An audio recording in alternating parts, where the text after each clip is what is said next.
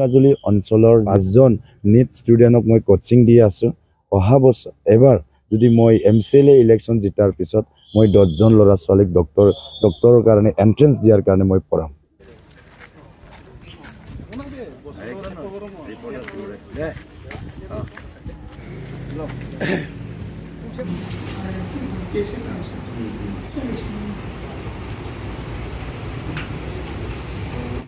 আজি 26 নং দৰংগাজুলি পৰিষদীয় সমষ্টিৰ এজ এ কেণ্ডিডেট হিচাপে আজি নমিনেশ্যন ফাইলিং কৰিলোঁ আৰু ইয়াত নমিনেশ্যন ছাবমিশ্যন কৰি সঁচাকৈ নিজক ভাল লাগিছে।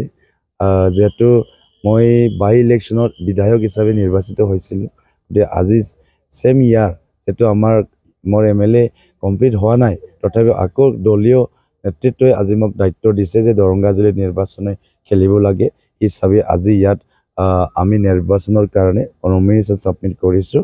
আৰু আজিৰ দিনত আমাৰ বিটিআৰ প্ৰধান প্ৰমোদ বড়ো ডাঙৰীয়াৰ লগতে সকলো ৰাইজৰ যিহেতু আজি সমৰ্থন আৰু আশীৰ্বাদ আছে, সেই হিচাপে আমি পৰৱৰ্তী সময়ত আমাৰ ছাকচেছটো আমি 100% কৰিবলৈ চেষ্টা কৰিছোঁ।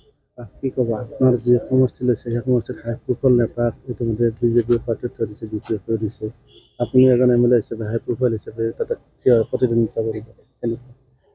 নাই, ইয়াত নিৰ্বাচনত অৱতীৰ্ণ হৈয়ে ভাল লাগিছে মোৰ 26 নং দৰংগাজুলি, কাৰণ ইয়াত বৰ্তমান ষ্টেণ্ডিং MCLA আছে আৰু আমাৰ ফৰ্মাৰ MLA আছে আৰু মই ষ্টেণ্ডিং MLA হিচাপে নিশ্চয় যুঁজটো ভাল হ'ব আৰু খেলিবলৈ ভাল লাগিব, ইয়াত কণ্টেষ্ট কৰিবলৈ ভাল লাগিব, ৰাইজে ভাল দেখিব।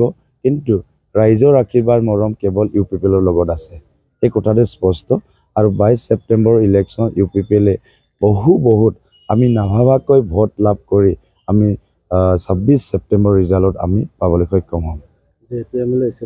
কি সমস্যা সমাধান কৰিব প্ৰথম বা কেনেধৰণে আগবাঢ়িব, সমস্যা কি ইছ্যু ল'ব? দৰংগাজুলিৰ সমষ্টিত আমাৰ প্ৰথমটো হ'ল 1 নম্বৰ মাটিৰ ইছ্যু। আমাৰ বহুত ইয়াৰ PGR মাটি আছে, এই PGR মাটিক আজি বিটিআৰ চৰকাৰৰ পৰা আমি 1 বিঘাকৈ দিয়াৰ কাৰণে প্ৰস্তুত কৰিছোঁ আৰু এই প্ৰস্তুত কৰা কাম মই সম্পূৰ্ণ নিৰ্বাচনৰ পিছতে এই কামটো সম্পূৰ্ণ কৰিম।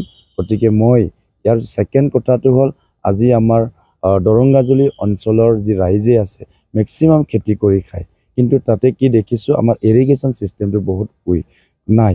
গতিকে এই ইৰিগেশ্যন ছিষ্টেম বৰষুণ নাহিলে তাতে খেতি কৰিবলৈ সুযোগ নাপায়। গতিকে মই নিৰ্বাচনত জয়ী হোৱাৰ পিছত ৰাইজৰ খেতিয়কসকলক খেতিৰ কাৰণে যিটো ইৰিগেশ্যন ছিষ্টেমটো কেনে কৰিব পাৰে ইয়াৰ বিষয়ে কাম কৰিম। ইয়াৰ লগতে উঠি অহা যুৱ প্ৰজন্মক টেকনিকেল স্কিল এডুকেশ্যন আমি কেনেকৈ আগবাঢ়ি লৈ যাব পাৰোঁ এই কথাটো মই চিন্তা কৰিছোঁ। আৰু মই কথা দিছোঁ, এতিয়া মই 5জন নিট ষ্টুডেণ্টক মই কোচিং দি আছোঁ। অহা বছৰ এবাৰ যদি মই MCLA ইলেকশ্যন জিতাৰ পিছত মই 10জন ল'ৰা ছোৱালীক ডক্টৰৰ কাৰণে এন্ট্ৰেন্স দিয়াৰ কাৰণে মই পঢ়াম।